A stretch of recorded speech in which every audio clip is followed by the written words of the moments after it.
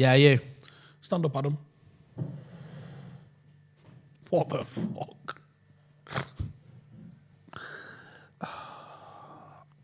Green. Well done. Proud of your son. Looking the part. You too, Jay. Thank you. From the top half up. Do you know what? For a producer, he knows fuck all about where to be on these microphones, doesn't he? Dick. Where'd you get them clothes? Wayne Liquor's house. He's done you there, hasn't he? Eh? He's done you. Right. Where'd you get your shit joke? The shit joke stuff.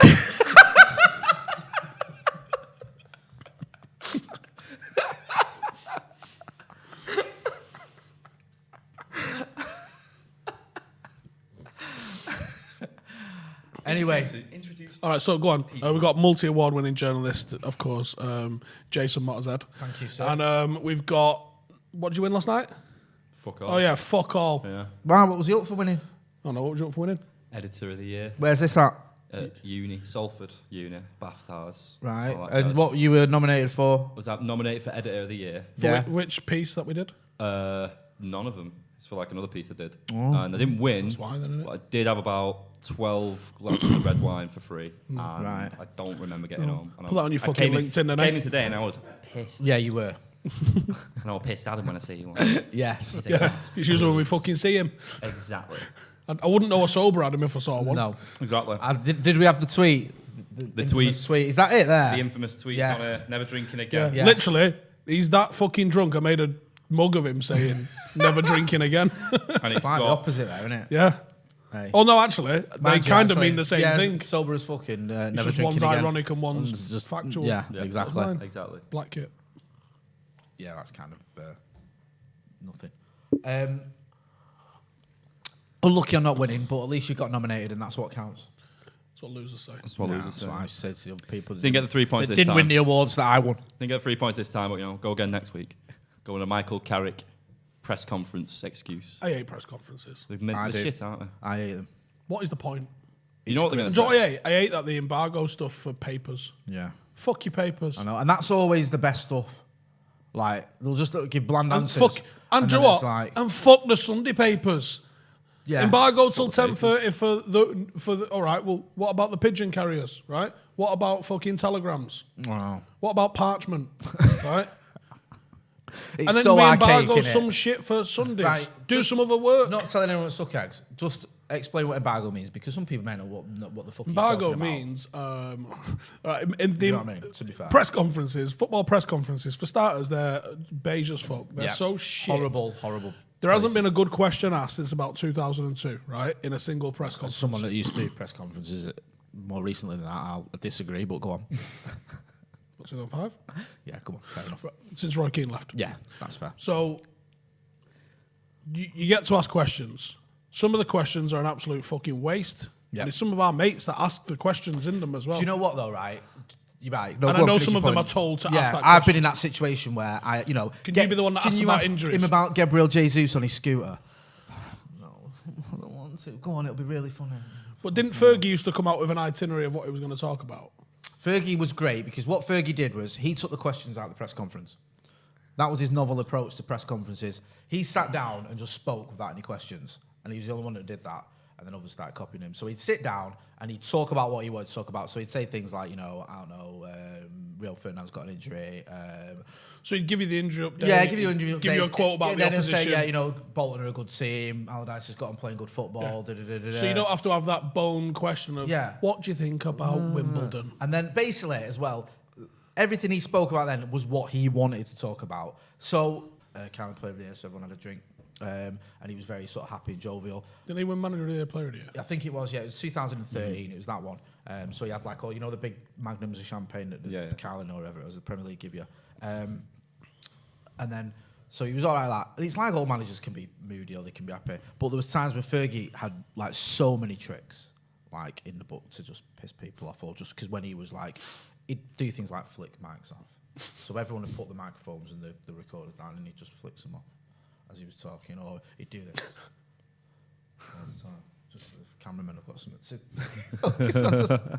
Or he'd shut you out of the press conference and, ban you. But yeah, it was like, I remember going to a Fergie press conference absolutely bricking it. And my dad said, don't worry, you don't have to ask any questions. So I was just like, phew, because you know, obviously, I know I don't like to talk about it, but I interviewed sites recently. But that was different because I was always scared if I went to a press conference and I could ask him something that, to me or you, is the most innocent question. Yeah, but for whatever reason, he could be infuriated by it because he just didn't want to answer it, or he'd answered it last week and you didn't know, whatever. So, yeah. It's like the whole never meet your heroes thing, isn't it? Yeah. In case they say something bad and then your perception of it changes. Bollocks, get new heroes. Well, it was like that because I remember when I did the Europa one once and it was Jose, and I asked him about Andy Martial. And he was fine. He just gave me a normal answer, and he was playing well. And the guy next to me, I can't remember who it was, asked him a follow-up question, and he went apeshit. Like, started screaming at him. Like, and I thought, thank God that wasn't me, because I'd probably been in tears. Must like you, Jose. I think it was just that one Very more rare question about Martial that pushed him over. Well, anyway, in press conferences, they have, obviously, handful of questions, and so many of them are just underarm, just pish. Yeah. Who's injured? Have you been to a press conference? Did you get chucked out or bad? No. Because there was a thing, wasn't there, where you... No, I got, through working for the Premier League, Yeah. I did some stuff where I was, I got press access, but it was never press conference access. And for the derby, the first Pep Jose derby, I did something on the pitch for, is it called the Big Match? Something like that. It's basically like Soccer AM, but it's a worldwide thing. It doesn't happen in England. That the Premier League put out to like syndicate to everyone. Right. It's called a Big Match or something. Is that like what you did the post-match stuff as well?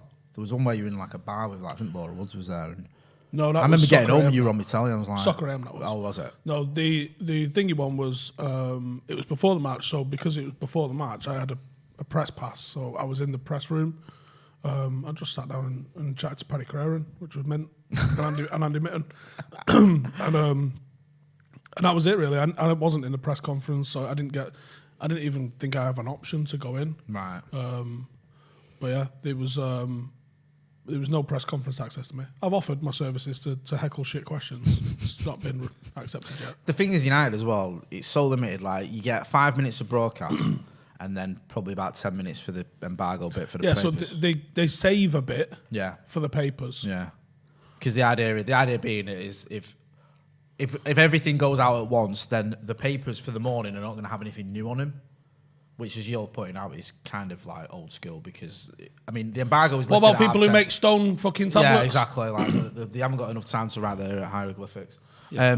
And then they also embargo some random shit, and I don't know how often this still happens, for the Sunday papers. Yeah, they used to do a separate one where for the first embargo, you'd all do it in the same room, and then for the Sundays, they'd go into another room and like take the Sunday journalists with them, which was all very, cloak and dagger, and I was never involved in that.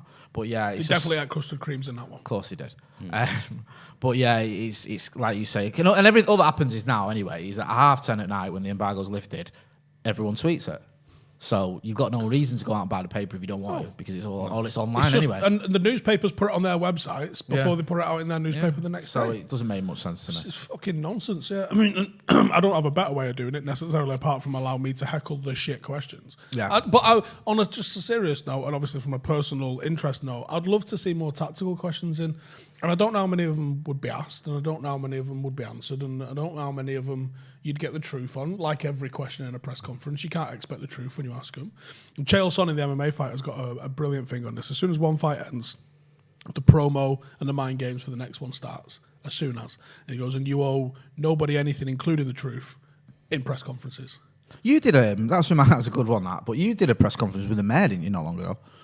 Wasn't really a press conference, no. What was that? Was it an interview or? It was sort of a bit of a Q&A right, for it. Yeah, it wasn't necessarily like a press conference. There was a bit of back and forward for it. And I did ask some questions. Nobody else asked any questions. And I think it was because no one else gave a fuck about what they were talking about. But it was really good stuff. It was for the future of football and kind of important. Things like that. Yeah. And you just think, all these fucking journalists here, just sitting here, like, you got to add value to your craft, haven't you? You're just taking the notes of a question somebody else asked and somebody else answered. Well done. Yeah, and I think that the thing with Andy Burnham is obviously you can get him on anything. I think press conferences, though, it's just playing it safe. It's a formula that isn't broke. Don't fix it. Yeah. Well, it's fucking double broke. I know it's double broke, but when you think about it, like from a newspaper's perspective, do you think they're asked? Are they going to sell papers on the back of it saying like, "Here's why Ole plays 4-3-3 now"? He might to Not us. necessarily. Do you know what though? Like what you're saying, I think it was Paul Rancaster who asked Jose a question, that a bit more tactical. And he was like, Jose was like, I'm going to read out, by the way, we've got some super chats. Do get involved in the chat and hit that like button. I will read out some super chats in a minute. But I'm pretty sure it's Paul Lancaster asked Jose a tactical question, sorry. And he was like, that's a really good question. I think managers would like that. I just think that in the defence of journalists, it's like a lot of the time, you've either got a line that you need to get out of them, you've got a story that you're trying to cover, or your readers, you know, by and large, not everyone, I'm not insulting them, but would just want to hear, like, you know, Jose rants about ref or whatever, but it's like, rather than Jose explains why he went from about 3 to about 4 or whatever. Yeah, but that's something that I think is way more valuable. Like, because I sit there and I watch the press conferences and someone's like, any update on signings? Or never talk about signings. We all knew he was going to say that. Yeah. I mean, I've had it with Pep Guardiola shut me down once when we were doing this thing. Referees had gone on strike across. You probably remember it across like Sunday League and everything. About 4 years ago, they'd just been getting abused, and like this young lad called Ryan had sort of announced his strike and got this strike going. So I asked him something a little bit about that, sort of framing it around, you know, respect for the officials, and he was just like, "I'm not talking about officials. I don't talk about referees." And I was like, trying to reword it, but asking the same question. You know, I understand. You know, what do you think? There's a level of respect that there should be, or whatever. I can't remember what exactly the thing was saying. I don't talk about referees. He just wouldn't. But it was like, I had to ask him because we were doing that story. I remember one lad who asked Manuel Pellegrini about rainbow laces because he was covering a story about it, and he just had a felt for him because he was trying to explain, and Manuel Pellegrini's like going to his interpreter, and it was just like a waste of fucking time because he didn't know what he was on about and he didn't answer it. But he had to ask because that's the story you're covering. Well, get that, but it's the bone ones about who's injured, who you're signing. You won 6-0 last week. Was everyone pleased with that? Bit footy manager, innit? No, but I've had to fucking lift them all week after fucking... They come in, honestly, there's like a cloud over the place after winning. What the fuck kind of questions? Literally, that was all I wanted to do. I said, listen, I'll just sit in the back and I'll say nothing, and then when you get one of them, we're like, he's not going to fucking answer that, is he, you dick? I mean, personality's just been ripped out on it. Like, you seen Alanga after the Wolves game, and it was like, Christ, you know, there's an interview here with someone who's just actually buzzing that he's just scored his first United game. Think about Clough with Sky, if we'd have had Clough and Sky.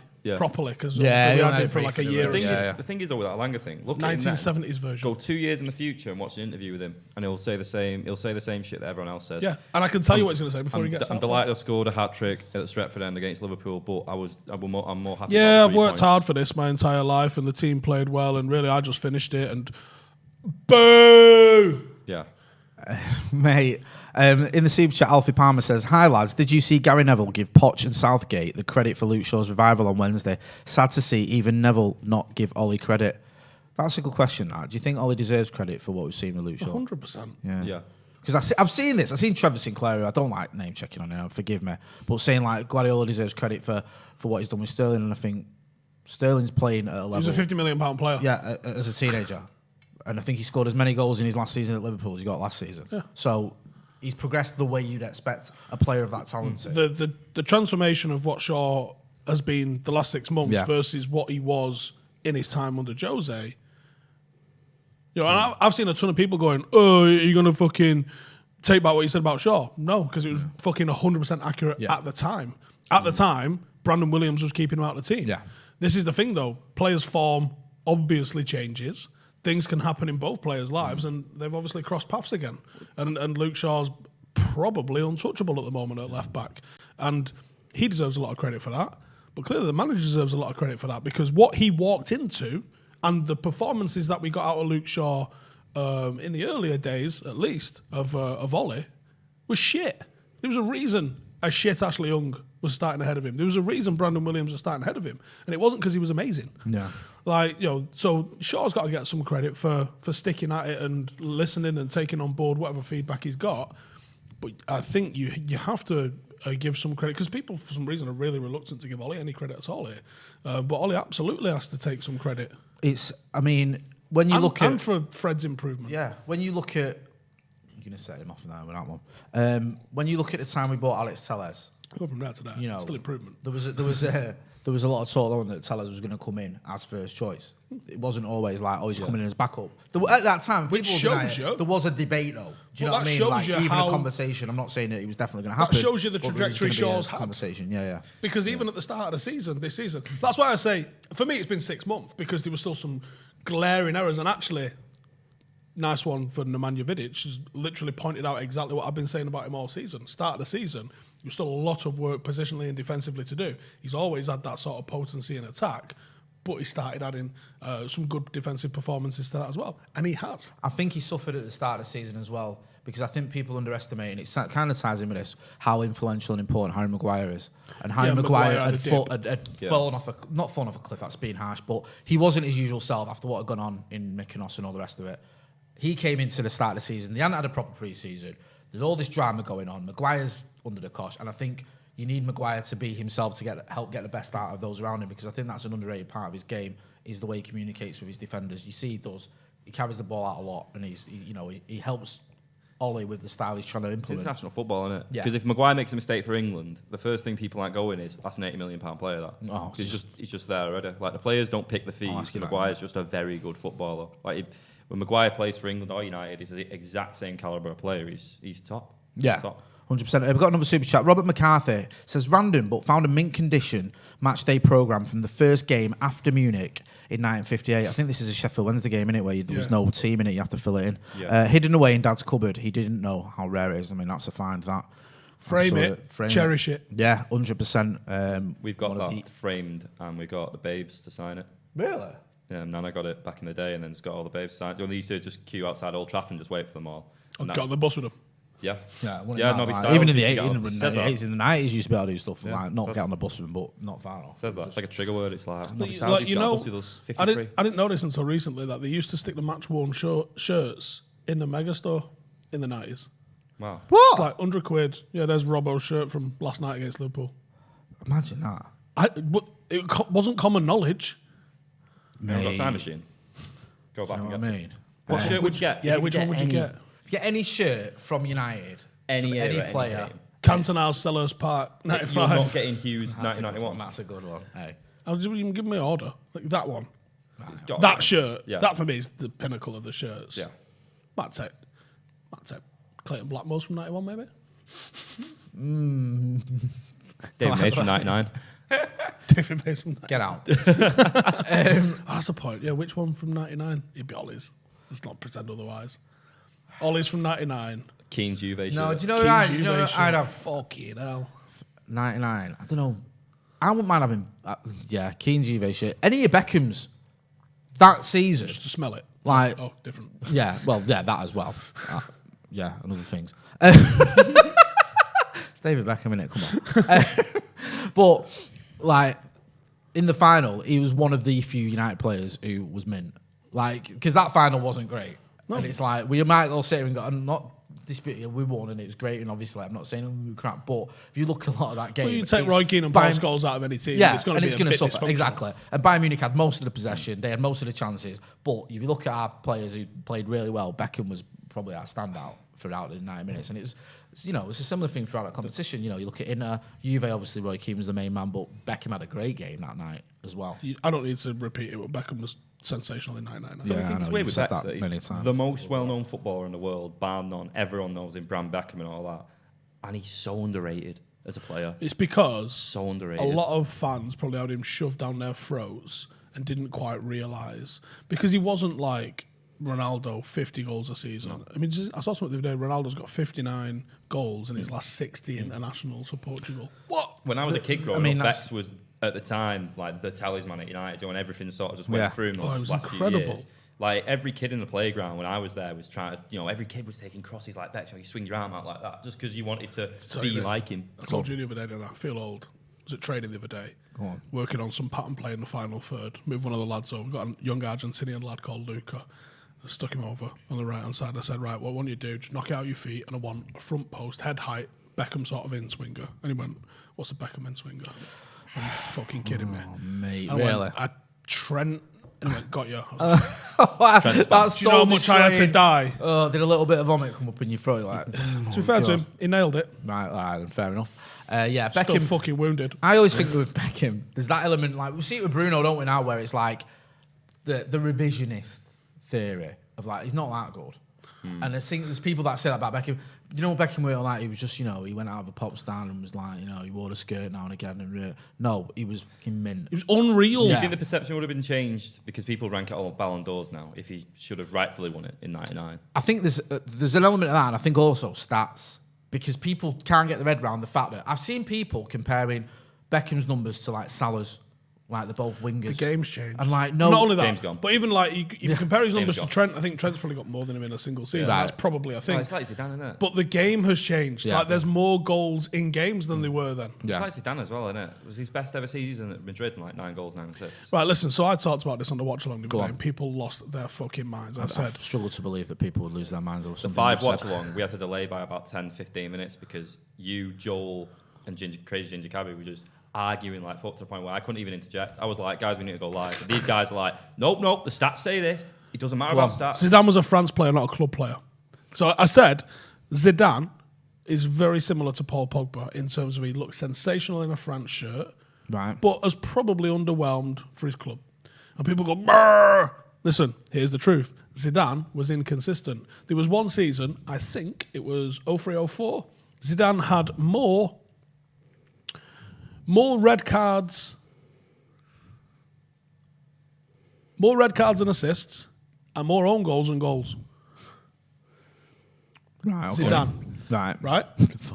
Funny. And think about the team he was in, Yeah. right?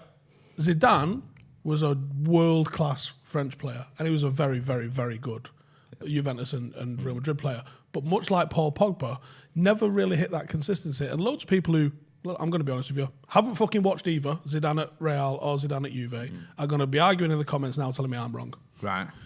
Which I know is a fact. Here's what happened. He won the league in his second season for both Juve and for Real Madrid, and he was the best player in the team in both of those seasons. After that, disappeared. Especially at Juve. He won the World Cup with France in 98 after winning the league with Juve when he was the best player in both of those things. He was arguably the best player in the world in 1998. But he had some sort of mad hangover, just fucked off, disappeared, didn't fucking do a damn thing in a Juventus shirt, popped up again in year 2000 and won the Euros for France. What did Zidane do to you? Nothing. I just don't want to talk about him. Aren't you? God, you know And what I then mean? he did the same sort of thing at Real Madrid. There's people. Won his I'll season, get to you. Go on. Sorry. Finish. Point. won the league in his second season, was the best player in that team, and then by the time that it was coming to an end for him, he was. Jory was a bit like there was a bit of a gigs thing going on where those last 5 years just. Yeah. You actually got some people agreeing with you. Alex Bailey says no, Steve is correct. Purple Haze says you spot on, Steve. Marcelo 83 says spot on Zidane. Spot on about Zidane. Sorry. Although Mustafa Diallo says, dude, you're wrong. Joy, he's probably the same sort of guy who thinks Maldini's a centre half. No, I mean, Is he highlights player as well, Zidane? let's face facts though. I In a don't like. huge way, because honestly, Match of Zidane the did day some player. magic shit. The Bayern, Magic shit. yeah. Like This- the Marseille one of the turns, the most fucking iconic. controls from goal, kick flicks, and just. Here's a question though. The Gambit Pradan says Steve's going to say, look at the stats. Times changed for Beckham, but what about Zidane? Okay, so he got as many own goals as goals. Right. What I mean, that's not about the game stretching a little bit. That's a net 0 goals in a season. You seem to have quite a few people agreeing with you. They're expected on goals. I think he had 3 assists and 3 red cards. Come on, man. You can't spin that into the game changed a little bit, so the stats are worth a bit less now. Yeah. Yeah, own goals cost less back in 2001. Like, and again, that's literally the stats. I mean, it's Yeah. the watching the anonymity of him in those games in the league. I just think there's- still was quite good in Europe though. I just think with Juan Sebastian Veron style. with Zidane, there's that element for me watching him from my memory, which is pretty fucking hazed anyway, of him having that ability that almost no other player's got of, we're winning this game today. When he decides, Yeah, like Paul Pogba. yeah, Exactly. like That was the point I was trying to make. on a scale of like, what's this? The Champions League final? Yeah. Again, and this is what And people the World remember. Cup final, we're winning this. What, Brazil? Pfft, no. And people egg those games because it was the final. Yeah. But then you look at the likes of David Beckham, who gets told he's overrated. but he was there in every single moment. I get your point that you're making. Just raw consistency and output and pressure moments. Whether it was the fucking Greece goal, hey, it's the last minute, it's a free kick. You need to stick this in the top bins or no World Cup. Yeah, got it, mate. Fucking gadoosh. Not even close to being in fucking down. Tables and sausages all over the show. Wonder who R9 prefer playing with in that team. I reckon he probably got more assists off Beckham. Figo as well, yeah.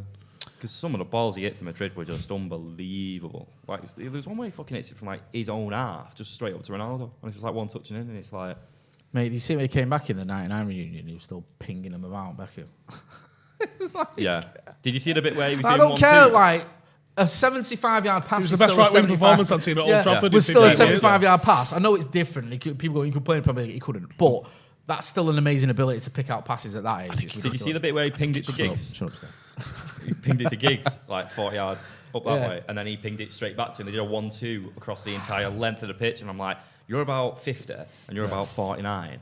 Why? How are you doing this? And it's one of them, innit? Everyone turns around and goes, could start United's team now, them two, couldn't they? I'm like, no, probably not. Beckham good. Juju Salah says, if Pogba goes, can Van de Beek and Camavinga work? If we get Camavinga, it's mega projectionist, isn't it, to think that they could both step up and be that level. Now, they've probably both got the potential to do that, but asking him to do it like next month is... I think Camavinga's just a Pogba, like... I'm sick of buying players and then just shoehorning them into a sixth position. We did it with Fred. Fred's not really a sixth, but it was like... I think Camavinga could be. Here's the thing, because he's 18 and they've sort of bodged him around a few different positions. I really think he could be. He is going to be a special player, but asking him to come in and fucking start like next week... But that's the thing, we need that. We need that. Yeah, we do. Yeah. I'm not happy that there's Sol Nick West talk going to Liverpool. There's a comment here, there's a chat. Sol going to Liverpool, all the top athletic journos saying, someone tagged me in a tweet going, are you gutted? I'm not like, I don't know much about him. You do. I even, pronounced his name wrong when I was... No, I do, but fuck him. But, that's obviously something more for you. But do they need him? Because haven't they got like? I don't know. Like with Alcantara, with Alcantara, Fabinho, and it's like Keita, and with Keita, and Keita. That's four tasty midfielders. If they're going to switch up, and to be honest, they should. So Klopp's had this same sort of system. I mean, if you include Dortmund, he's had it longer, but he's been building this kind of system at Liverpool now for 6 years. There's a time to at least evolve it. So if he wants to evolve it, fuck me, that midfield of whether that's Keita or Fabinho, Sal and Thiago is a hell of a midfield three or four. Whatever the fuck you. Because you don't get Thiago as a runner. No. And then you don't let Wijnaldum leave. Nah, and that was the one. It's like, letting Wijnaldum go in there's a bit funky. So Klopp's crafty.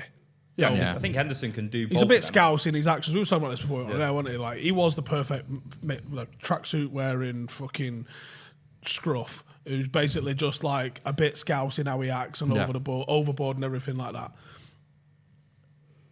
He's not thick though. No, he knows the game, and letting like Wijnaldum go without having a Sal lined up is madness. And I'll be gutted. Yeah, I was gutted when Thiago went there. I thought he was going to win the league. I thought I was with you on that one. So open wrong again. I revelled in it when he lost 6 home games on the trot. If anyone saw my social media, Alex Bagley in the chat says, "Good that on it." Yeah, it was mint. One of my best wanks. But how many expected mates did he have? Of course. Yes, of course. Who was that? Baggers, yeah. More than fucking you. Yeah, exactly. Just want to touch on Maguire as well, because we mentioned earlier everyone's talking about Luke Shaw and Berto, Carlos, and all that sort of stuff, but. In terms of, if you want to go with the narrative that journalists and the British press all love about redemption and everything, you look at his last summer with Maguire, obviously everything going wrong there when he went on holiday. People constantly questioned him over his transfer fee, which isn't his fault. Now he's being lauded as one of the best, if not the best, at the moment, centre-back on the planet because of the way he's played in the Euros and the fact that others are injured. I know. I mean, what do you make of it all, Steve? Like, the sort of, the Maguire narrative, if you will. For some reason, and this probably links in with both Pogba stuff and Zidane talk, what happens in international tournaments seems to echo a lot stronger than full league campaigns. Yeah. Because they last a month, because everyone gets to watch all of the games and you can form a big opinion on them. Whereas watching a full season of La Liga or Serie A or something like that on top of watching your own club teams, fucking graft. I record a fucking reload of games to watch at home over a weekend, and and binge watch tons of it to be able to catch up, to have any fucking clue what's going on around the rest of Europe. Otherwise, like obviously with United games, tons of work. I'm fucking training and coaching my own team as well. There's work goes into actually being able to watch more than, it's fucking hard work. Luckily, BT boxes you off because they must have paid a fucking nothing for all of the rights to every other fucking league. It's sensational. But because it's usually on free-to-air TV, the entire world gets to watch it, or at least the entire continent gets to watch it. Everyone gets to have these opinions. That's why you always see a superstar emerge from a tournament, because you need to have 6 games. Yeah. Or 5 games, or even 3 games. You did it in the knockouts and score a load of goals. Everyone thinks you're amazing. Yeah. And you can just hit a purple patch of form in a tournament, and everyone thinks you're sensational. Harry Maguire's probably just getting the plaudits he deserves for 75% of the season he had at United. Yeah. And as well, it's like the England PR machine. It's just when you're winning, everyone feels good, and it's amazing. When England win, the whole country's buzzing. You walk out round here, Stevenson Square's absolutely whole country mad. Bit presumptuous. Whole country minus Stephen, but I'm not my own. Yeah, true. But the thing is like when we haven't conceded a goal apart from the last match, right? Who's we? Sorry, England haven't conceded a goal apart from the last match. Who's in the fucking squad, Adam? Hang on. So there's been nothing to say anything negative. Pickford's got the brunt of it mainly, and now he's getting this flack for it. The moment that there's anything that happens in a game that's mildly negative, the entire emotion flips on that player. And if Maguire drops an absolute clanger in the final, they'll be like, will we see the whole dartboards in the sun? Are we going to see the effigies? Yeah, and then all this will be forgotten about, and they'll go, we could have won that, but you fucked it up for us. Yeah. And that's your fault. There's going to be a villain. Of course there is. They're always. I was worried. On a United player. I was worried. When the free kick. I don't know if you watched the game when Denmark scored the free kick, because it was against Shaw, the free kick. Yeah. It was a soft free kick. For me, it was just proper 6.5. It wasn't a free kick. And also, Pickford should have got it. It wasn't even near the post. But I was thinking, is Shaw going to get the blame here? Is this going to be Shaw's cost us his game by giving away that free kick? Because, like you say, that's the first thing that went through my head. Love to demonise a United player, and it's like, if it weren't for him doing that, we'd have won. And I think, what are you on about? But that's how it happens. Ronaldo got it for beating us. I saw Mike Maguire, isn't he a mate of yours after we had him on the pod? Yeah, he is. Right, so I'll only be a bit harsh on him, right? He tweeted something about, like, Sterling's dive, that's revenge for 98 and 06, and you're like... Hey? What do you mean? What happened in 98 and 06 that was injustice? Beckham... Yeah. What happened to Beckham was bangers, but he deserves to be sent off. Oh, I don't know. Or at least booked. He committed an act, whether he was a red or yellow is arguable, but he did it. Yeah. Like, let's not pretend like there was nothing that happened. The 98 one, I can understand, because I always think that was a harsh red card, and yes, I am biased. 06, was that the stamp? Yeah, but... That's not... What's harsh? No, that's not harsh. Exactly. And I saw that's a red card all day long. I saw a footy, like, I think it was Stray Offside or something like that, a footy account that was like, look at all these injustices. And they shown Ronaldo winking, and you're like, whoa. What's that in there for? Yeah. But that's even now, 15 years later, people still think we would... And Ronaldo winked. Yeah. Rooney stood on someone's bollocks. On the game as well on Sunday, in 90 minutes, the emotions can be so different to the point where you're going to have players that are going to be targeted by the press, have no protection by the FA, nothing, or a majority of that team are going to get knighthoods and statues built outside the stadium. Oh, that's how it's going down, yeah. And there's no in-between. There's going to be... no in-between. And if it's one of the black players, they will be racially abused horrendously. Yeah, they will. Right? If it's one of the players for a smaller club, it might get away with it. If it's a United player, they are fucked. Yeah. Because the entire country just goes, fuck that guy. Yeah. Players like... Do you know the best person it could be is Grealish? Bellingham. Yeah. They've got nothing. Bellingham's young lad who's in Dortmund. No one seems to care about football outside of these borders, and that's about it. So I think this Italy team's underrated by everyone here, because the only Italian that we've seen is Jorginho, and we'd say, in that midfield, Kante, he's better than him. Mason Mount, well, he's better than Jorginho. And then you look at the rest of this Italy team, and you go, shit. This is why it's not the best 11, it's the 11 best. Or not the 11 best, it's the best 11. Yeah, exactly. That's what some of the parts. And to be fair, Any knockout football, you don't have to be the best team. No, you just have to win. I've bagged on Southgate for picking Saka. Maybe that's his version of that, because he thinks he's getting something out of Saka. But when I watch him, I go, objectively, this isn't the case. Maybe. You do question. The thing with Southgate is, I've questioned, I think, every single lineup he's done. And I've questioned every single substitution I think he's made as well. And I think most of the country has. Well, but he's got us to a final. But there you go. And that, unfortunately, is if he wins, there will be no inquest. No. Yeah. But there's been plenty of mistakes. Like, Harry Kane is, and I'm probably starting to become, like, this is a thing now. A broken record at this point. With Calvert-Lewin. Calvert-Lewin not in the squad and you're picking Conor Cody. I'm more likely to come on than Conor Cody. Let's have it right. Yeah. So you've got a injury-prone Harry Kane. You've got a guy that can get you goals, right? Now, Denmark scored first. Denmark immediately went into a low block, denied the space, and just fucking let England come in. England started having to go with direct balls into the box. For who? Saka fucking Sterling. Because Kane was nowhere near the box. Now, we got back into it. But if you don't, that becomes... England got back into it. So that becomes increasingly obvious how that sort of plays out. If you've got a Calvert-Lewin, not a drama, because if you're pumping long balls up, here's a guy that's going to get something on the end of him and probably going to get you a goal. But he's not even on the bench, and it's fucking insane not to have that option on the bench. I think with 12 fucking substitutes. I think with Southgate though, and you saw it. I think it was against Croatia where when Marcus comes on, he plays him down the middle. Then he moves into right. I think in his head he's thinking, if I need a striker, I've got Marcus. And I think he did it against, was it Scotland as well? Yeah. Scotland, he brought him on, he played him down the middle. It might have been Marcus didn't win in a fucking head against Warwick Davis. You know that. But I think Southgate even said that. He said like, Marcus gives us a different option and da-da-da. So I think he's thinking... What does Calvert-Lewin do? I know. I mean, my thought the option. For one, he'd be in the fucking 6-yard box. For two, he'd win an header. If you play Marcus, you play him on the left. I don't play him. I don't get Kane. He's frustrating. Because it's like he wants to be every player at the same time, and it's like, no, just be the goal scorer that you are, and you'll piss it. Adam McCullough's in the chat as well. He says it was a stonewall penalty, to be fair. Surav Mukherjee, forgive me if I butchered that one, says, what impact a win can have on our side?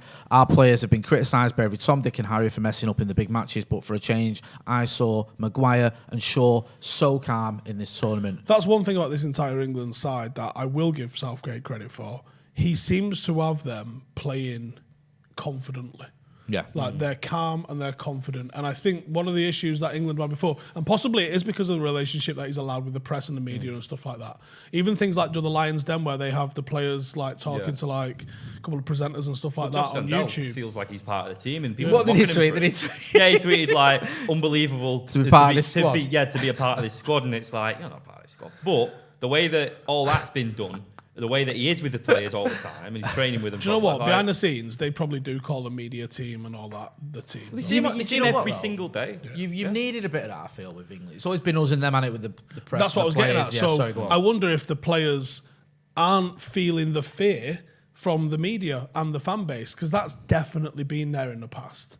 That standoffishness has created a bit of a divide, and I wonder if that's one of the reasons why this England team does look... Because they've made all of the wins look comfortable, including Germany, even though it was a lot tighter than 2-0 suggests. That Germany game, that was a turning point for me. Because 10 minutes in, I went, we're getting overrun like fuck, and this is going to be stage fright for all these players, because they're going to go, shit, this is the England thing. Yeah, and they stayed calm, and they just hit them on the break. And that was prime, like, Jose-looking shit. That's why one of them where you go, we're going to lose. How many is it going to be? Yeah, so and then you go, how the fuck have we won that game? I'll fucking happily give Southgate credit for that. But you can't be reductionist into go, well, we've only got everything right.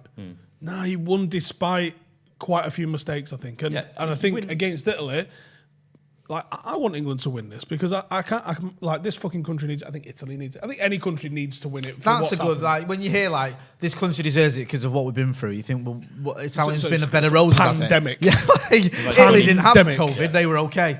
Like, you can argue that with any country, can't you? I think they all need it. I think being someone who lives in England, it would be great if England won it because this place is going to go off. I mean, out here the other day where we are in the middle of Manchester, it was like the fucking purge happened. It was insane. It was like a rave. It was fucking bananas in the streets. It was fucking it was fucking bananas. Yeah, it was fucking wild. 12 hours, whatever it is. 12 hours. For a semi-final. All laws are off. You can do what you want. So Sunday... I can't even imagine what Sunday's going to be like. Yeah, it is, man. I think Southgate's done credit. Also, Southgate's been talking about Marcus because Marcus hasn't played a lot. He's featured in a couple of games. And obviously Rashford, you always think of him as one of Southgate's go-to players. He usually plays him. He starts quite a lot of games under Southgate. Obviously made him captain just before the competition started. And yeah, he's been substituted. I think he's come on as a sub twice, so he's not really been in his tournament so far. And he's just sort of commented saying, we've got some stars who haven't had the amount of football they would want. The likes of Marcus Rashford, who has just got on with things and accepted that at the moment he's had to wait and be patient, but we wouldn't have got to the point we've got without the mentality of the whole group. I mean, it's a weird one with Marcus as well, isn't it? Because even though he's there and he's fit and he has played, and he played, like I just said, he played in that game just before the competition started, he's still not 100%. I mean, he's having an operation, innit, when the tournament's over. And also, if you're going to play him anyway, you probably play him on the left, and Sterling's been playing there, and he's kind of done okay, and he can't really grumble too much about Again, he's been effective without being... I saw someone the other day say there's been loads of 9 out of 10 performances, and I was like, but again, that's like, he's spinning that to make it sound good for the players. If he's not going to do a Mourinho and come out and be like, yeah, these are shit, but we're winning, so whatever. Yeah. No, that's true. I mean, as well with Rashford, he's very good at that, Southgate. He's unfit. He needs about 3 surgeries, and as well, he's been shit for the best part of 3 months at United. Yeah. He's not in form. Yeah. But he is the kind of player He'll be the first that, to admit it, but because of how fast he is and how physical he is, with a slightly higher line. I mean, like, if Bonucci decides to go 25 metres from his goal line and you've got Marcus Rashford anywhere near fit, that's an absolute I want to ask you about gimme. this, because this seems to be the narrative that or the comment that I'm hearing from everyone. Oh, Italy have got Bonucci and Chile and it was dead slow. Like, let's just get fast players at him and run at him and then we'll win. Yeah. But Joe else you've been talking about? Yeah. Harry Maguire. Ain't winning a fucking 100-metre race against a slug. And I always think like, these players have obviously play against fast players and are kind of good at it. They must have a way of... The whole thing is pulling that line away from the back, from the box. And you can do it. Spain did it. Yeah. Spain managed to find gaps in and around. And Spain aren't fast moving forward. Spain are fast when it comes to the occasional 1 and 2 touches, and they'll move the ball quickly laterally, but they don't really get it going vertically very quick. Whereas I think England's thing is, you can call it direct, you can call it long ball if you want. England can go vertically quite quick, and if you can get it into the likes of...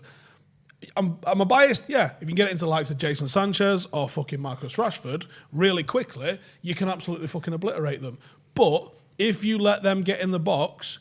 Yeah, I mean, again, people are always vulnerable from crosses. Yeah, because it's the speed of everything that's happening, the movement of people where you can't fucking see them because you're only seeing 180 degrees at once.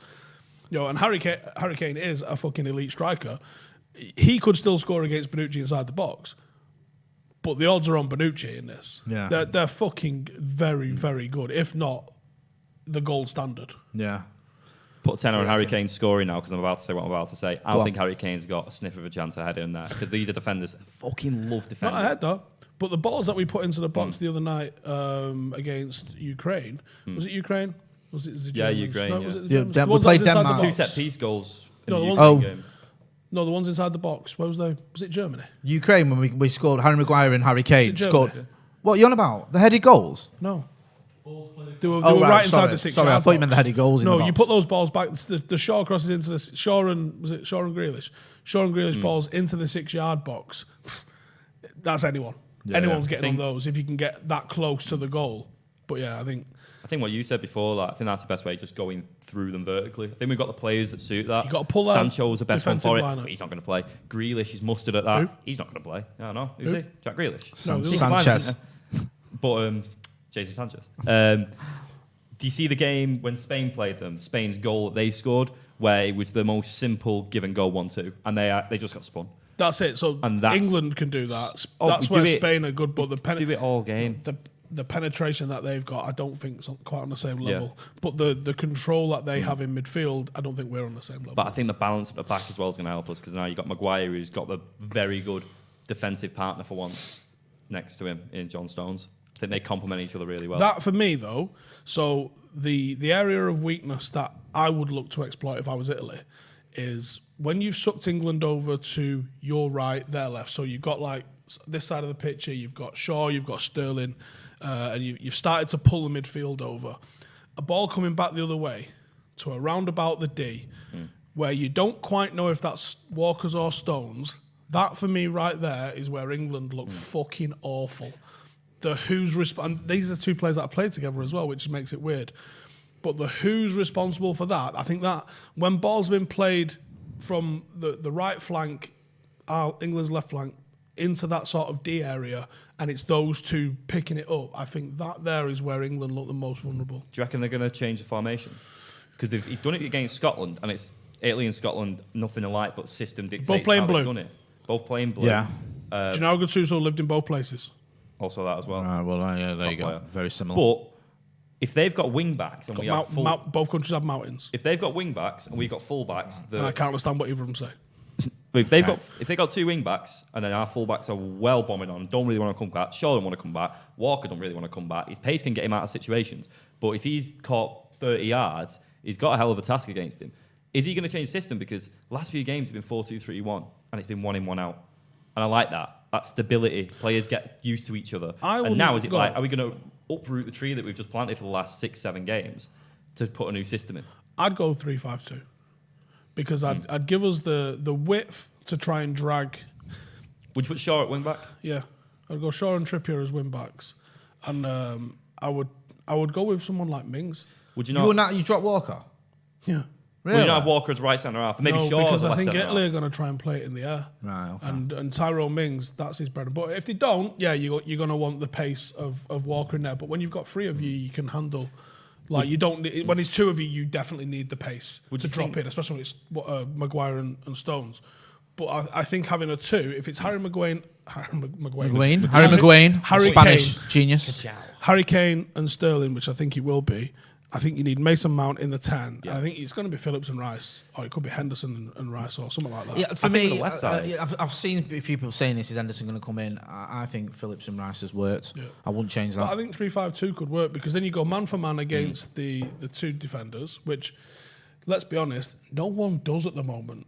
So people are probably so used to having me and you marking him. Yeah. And one of me always free. But when you go and stand right on the pair of them, but again, that's the problem. Harry Kane won't stand there. I think Calvert-Lewin might fucking work. I think the left side's where the game could be won or lost. Because I think if you put Shaw at wing back, that's an issue in itself because he's going to go up, he's going to love that in their half, but the getting back is just what I'm worrying about. Left centre half, during the game against PSG, absolutely stormed at left centre half. He was awesome.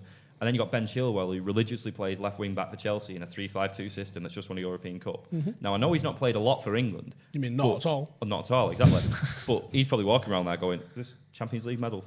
Champions League medal. Like, wearing at breakfast and stuff like that. Oh, I would. Oh, sorry, I've just got milk on my fucking Champions League. You saw that picture of Azpilicueta when he was having coffee with it on the morning after? He just had the Champions League trophy sat there and he had an espresso. Do you know what? I fucking hate Chelsea, but I'm there for that sort of shit. Yeah. Don't win stuff and pretend you've not won stuff. Don't be like a dick like fucking Robertson was.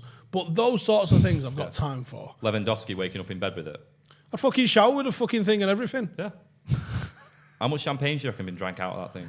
All of it. The lot. All of it. I know boxers who used to bang when they won a belt. That was all they were. All of them. You're like, that needs so anti-backing. Big time. Are we doing a Wally of the week on this as well? Okay, fair enough.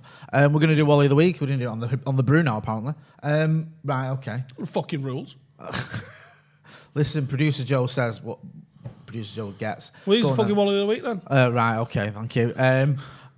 Wally of the week for you. Go on. Come to me last. I've not got anyone in my head at the moment. Do you know what can I say? I know we don't usually do this. Let's just do this one. Wally Week, are all these Tories wearing bloody England tops and cheering? I mean, you do go political on here occasionally, so you do that. I do that. I say I don't, but I practically do it every time we're on it. It's like your thing. Yeah, sorry. I'm not even sorry, actually. And have they all got fucking tickets? And what is Was this? They all successful in the ballot? What's this? They all have maximum credits? Did they go to Azerbaijan away, did they? Fucking stop it. Honestly, I actually feel sorry. Well, I don't because they're working for Tories, but the cameramen who just sat there going, just do that again. Just do that again. Honestly, the most boring job in the world. You see, Boris Johnson? Go on. Honestly, like, how's someone at government not gone, can we employ someone to dress this fucking bumbling idiot? I know. Like, he went there with a suit that he looked like he bought from a fucking charity shop. This is the Prime Minister. It's not a bad paying job, that. But it's all partly at Steve. Is it though? I don't know if it is. He's a he fucking does. He knows, like, it's all that thing. Oh, he's a bubbling idiot as he bombs a country. He's wearing a fucking charity fucking shop suit with a shirt, and he's put the England shirt on under it and putting the top. Like, turn it in, you fucking drip. Who's his support? Harley Quinn's. Yeah, exactly. Do you know what I mean? if there was like, I mean, you knew some Supports all the politicians. teams, all the soccer teams. Like fucking, Loves them all. what's it called? Prince William. You know, I mean, I'm sure he's fucking big on the Holt and like apparently a Villa fan. Right? Yeah. Yeah, sure. But Love at least Villa. you're aware that there's some sort of a connection there. Like, I think Yeah. Prince Harry's an Arsenal fan. Of course he is. Yeah. Right? Poor But who the fuck do you support, Bojo? Pretty Patel? Oh, I saw a right good tweet about her. When she tweeted something like, it's coming home, and someone put, did you mean you're fucking going home? Yeah. That's what you meant to say. Yeah, she ended up deporting it. Go on. Arsenal Football Club. Oh, yeah, that's a good point, that, because they're... Go on, I'll let you explain why. There's been a massive rumour. Is it confirmed? I think it is I think it's pretty much semi-confirmed. I confirmed. think it's almost here we go. Now, Amazon are making their documentary All or Nothing at Arsenal Football Club, which we hope goes the same route that it did in the Tottenham one, just with the cameras rolling this time. Yeah, but even when the cameras were rolling, Yeah. they just chopped it out. Yeah. The gold that they had of sacking one manager and bringing Mourinho in, they PG'd the fuck out of. Yeah. Yeah. That had to It's be like, in there. anyway, Pochettino's but here's in the Mourinho, contract. and you're like, oh, That come was on, the show thing me- we all wanted Show me to the see. fucking row. Yes. Because I know you got a camera in his office, so where is it? I just feel like there's too much. I'll pay for that. So if Prime go, you can have it, it's $10.99. Fucking there you go. Last 3 digits in. the mean potential. That's all I'm thinking about. Like, I just can't be doing with it's all him. those Just boardroom too meetings, much innit? about him. Sunderland Till I Die. You've got the one about where he's like EDM music plays, and it goes, well, that's can't legs. play any of that if we won't get the speakers to play. EDM music stops. Yeah, roll the Office intro. It's perfect for it. Unbelievable. Sunderland Till I Die is fucking wicked. That is Spurs quality. one as well. You've got the Mourinho one where they're talking about him on the telly, and he's writing something, and he goes. There were so many memes of that. that about where people had edited other stuff in and gone and turned the telly off. It's quality. unbelievable. If you can get something like that, so good. At Arsenal. And Arsenal. There's going to be loads in there. Come Arteta's on. going to have to actually coach. They might edit it to make it look like he does. Right, so you're going with Arsenal. I'm going with just, Tories. Or, to be honest with you, just politicians loving the football. Because Keir Starmer's up there with him as well, with his poses. And who have you gone with? I can't remember who you said. Oh, you said producer Joe, but I think you were joking, so go on, pick some. Don't presume. Right, okay. Anyway, enough of that. What are you doing with yourself anyway, you little punk? Well, do you know what? If you've not watched live football, All right. and most of you've not, Yeah. for a minute, Yeah. then we're allowed spectators tomorrow. We've got a double header. Right, go on. Paddock are playing Denton, the big friendly clash. Right, okay. If you're in the Denton area, have a look on the Paddock FC Twitter and come and join us. Kick-off is at 12 for the resis and 2 for the first. Nice. About you little weasel. I'll be doing the same. Oh, Filming right. it. You're filming it. Sunny Denton. I don't think it's planned to be sunny. It's not. Right, well, you can check these two Pissing out if you're in the Denton area. If not, you can know where to find him on socials. What's your socials, actually, Mr. Patterson? You can find me on Twitter, Adam Patterson, but the O is a 0. Go and check him out because he loves a good reference to The Office. Hey, he loves a good joke. You know where to find him as well. Make sure as well you're hitting like, share and subscribe and hit the notification bell as well so you're getting all the updates when we go live. And we will be going live when Manchester United do anything of note. This has been Howson's Brew. That's been Stephen Howson. I'm Jay Moyet. That's been Adam Patterson. Thanks for watching.